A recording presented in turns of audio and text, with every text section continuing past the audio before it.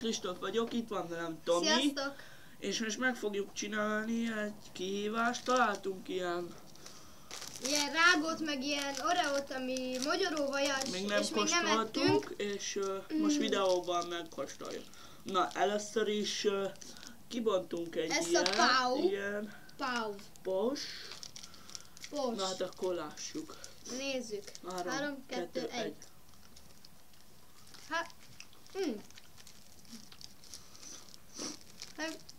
Ilyen gyümölcsös rágó ízű. Igen. És tényleg megmondom milyen. Most kibontjuk ezt. Ez ilyen, hogy mutatja? Oreo peanut Ilyen butter. Peanut butter.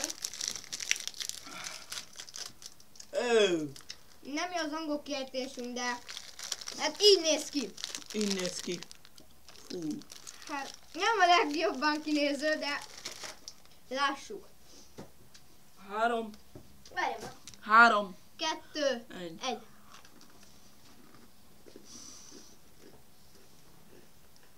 Ja hülye. Ez szar.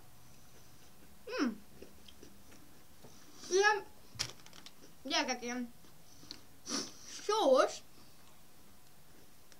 Sós ízű, de magyarul van benne, meg tele van cukorral az egész.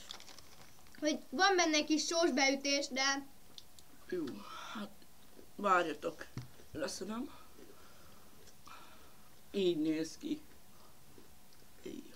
na mentek boltba, és láttok ilyet, mindenképpen vegyetek egyet megkóstolni, mert eszméletlenül fura íze van.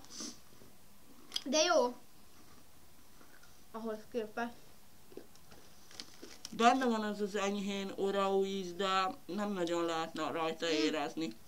A keks maga nem annyira oreós, mint a originálban, hanem nem tudom.